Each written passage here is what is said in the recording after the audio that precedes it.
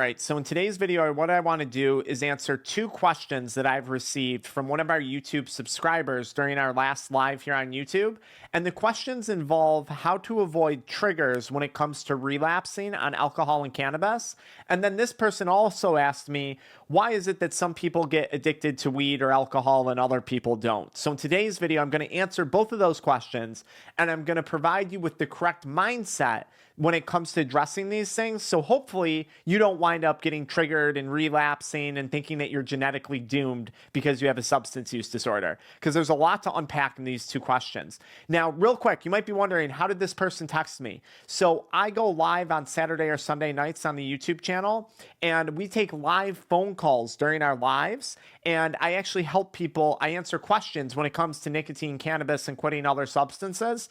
So this person texted me some questions after the live. If you're new here, my name's Dr. Frank, and we have a science-backed method that has a 98% client success rate at helping people quit nicotine and cannabis in as little as 48 hours. We can do this privately without disrupting your public life or image, and we can do it without relapse.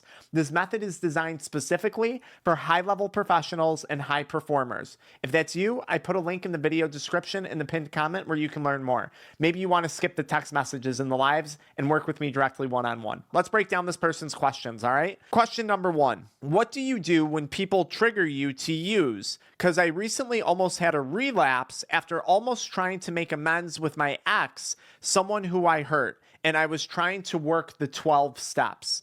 Okay, let's break this down first, because this is a disaster of a question. So first of all, other people, other things cannot trigger you to do anything, all right?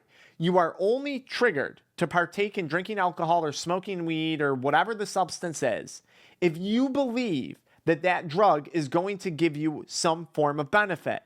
In the instance of this question, the person says, I was trying to make amends with my ex.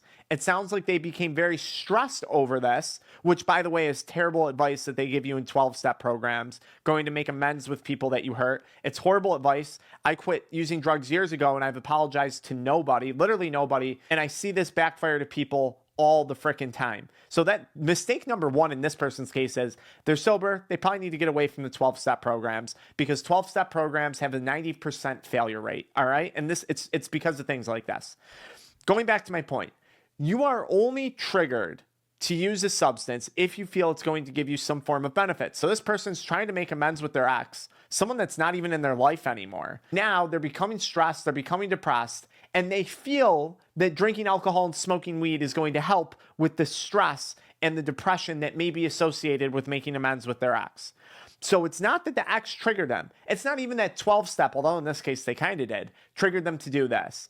It's the perception of benefit that they're getting from drinking alcohol and smoking weed. This is going to tie right into another question that they asked me about triggers and relapse. And I want to point something out too about relapse in this case. This is not almost having a relapse. This idea that you're spontaneously going to relapse into consuming substances as if you're diseased is absolutely absurd. This individual, his name is Anthony. He told me that in the text, and he said it on our lives when he's called in before. You are consciously thinking about making a decision to go consume alcohol or cannabis again because you tried to make amends with your ex. It didn't go as planned, or it created a lot of stress. And you think that somehow you're holding on to the belief that cannabis and alcohol or whatever is going to somehow give you stress relief or ease the pain of this experience, which it won't. So this is not relapsing. This is not some spontaneous thing. You are thinking about making a conscious decision to returning to use a substance because you still see tremendous value and benefit in using that substance. And it's all happening because you were in a 12-step program and someone's giving you very bad advice. Anthony reached out again and says, I've called this show before. Lately, I've been close to relapsing, consciously deciding to return to using the substance because I've been stressed out because I can't find a job and I've been getting denied job after job, and it's starting to get to me. What do I do to help me relax and get my mind off wanting to drink and smoke? So what's the problem with this instance of triggering and relapsing? The idea here is that I'm being triggered to relapse because I can't get a job. Not getting a job is not triggering you to relapse. You are only triggered by not getting a job because you think that alcohol and cannabis are going to help you relax. That's the belief system that's going on here. Now, we have to acknowledge that smoking weed and drinking alcohol are probably only going to delay getting a job. The only solution here, the only thing that's going to help you relax is going to be getting a job and getting a stable income, something we all need. So really the answer here is figuring out, one, why aren't you getting employers' attentions? Two, do you need to rework your resume? Do you need to rework the places that you're applying to? And likely three, you need to significantly increase your output when it comes to job applications. It's a very tough job market right now. It is very difficult. So that's the only way you're going to relax. Drugs cannot give you that. In fact, they'll just derail you from it. They'll delay it. You're not relapsing. You're consciously thinking about returning to using the drug because you think it's going to help you relax and take the stress off of the fact that you can't get a job right now. And one, congratulations. Also, I do want to say this because I'm being kind of a hard ass right now on you, but props on applying for jobs. That's awesome. Congratulations. Now do more of it. This is what's going on. This is the broken mindset. This is the broken belief system that clearly the 12-step programs and the rehabs that you went through did not do a good job of deconstructing. And that's why they have typically around 90% failure rates. We were working with this gentleman here who had a big binge drinking problem. And he had went to one of the top rehabs in the area. And it cost him upwards of probably, I'm going to estimate $90,000 plus. And you know what they did with him? They had him play golf every day on a private golf course at their rehab. Did nothing to help him quit long term. He went right back to drinking 2 weeks after. And look at this. Now here he is after 48 hours of working with us inside our one-on-one coaching programs, successfully quitting alcohol, and now successfully reducing his caffeine intake because he realized caffeine after working with us was keeping him up at night, which also resulted in him being put on prescription medications for sleep unnecessarily by the psychiatrist. Crazy what happens and what type of changes you can experience when you start to understand how the stuff really works and when you have the right information. Which again, if that applies to you, we have a science-backed method that has a 98% client success rate at helping people quit nicotine and cannabis in as little as 48 hours. This method is designed specifically for high-level professionals and high performers. We're going to do this privately, in real time, in real life, without going to a 12-step meeting and admitting public shame, without taking time away from your work and going to a rehab. And we're going to do it without relapse. And you can click the link in the video description and pin comment to learn more. This person also asked me, why do some people drink and smoke weed and not get addicted, and other people it overtakes their lives? It is because of their belief system.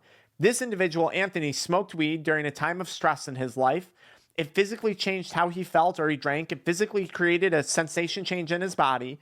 And then, Anthony, you associated that physical change in your body with significant stress relief, with the ability to help you cope or help you relax, okay? And now you started to see, because of this belief system, that being the solution to your problems. Some people get addicted because of the beliefs that they have surrounding the drug that they are consuming, and those beliefs become incredibly powerful.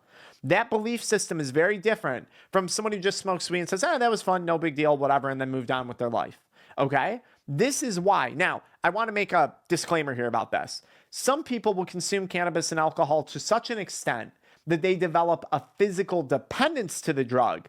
And now we're not talking about addiction. We're talking about a physical dependency to the drug. They can't sleep without smoking weed. They can't eat without smoking weed. They can't go to work or function without having 20, 30 beers a day because they're going to start vomiting and dry heaving if they don't drink. Okay? Physical dependence is very different.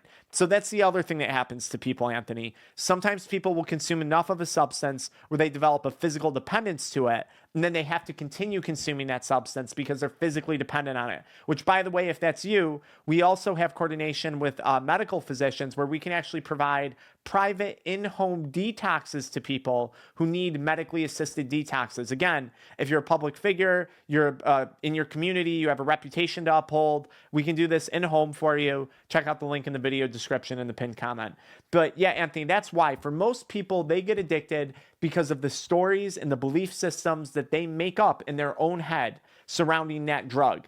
And then that is made worse by most rehabs, by most recovery programs, by 12-step programs. It's actually amplified because you go to the rehabs, you go to these 12-step groups, and you get exposed to all these theatrics. My life was chaos, and I left my wife and my family to pick up one crumb of alcohol, to have one drink, and I would burn it all down. And it just reinforces the idea of compulsion and self-sabotage. And it's all theatrics, it's all semantics, okay? And it's disastrous for people. So you're very much like you got what you needed from rehab in 12 steps. You quit the drugs. Now it's time that you escape the recovery mindset. This idea that you're diseased, that you're triggered to do something, that you're spontaneously going to relapse. I very much see where you're at, and I very much see the thinking that needs to be dismantled. But hopefully, Anthony, this video helps you out and gets you on the right track. If you want to see what one of those lives look like, follow me right in the next video where you'll actually see me live working with someone over a call during a YouTube live, helping them overcome substance use. All right, guys, I'll see you in that next video.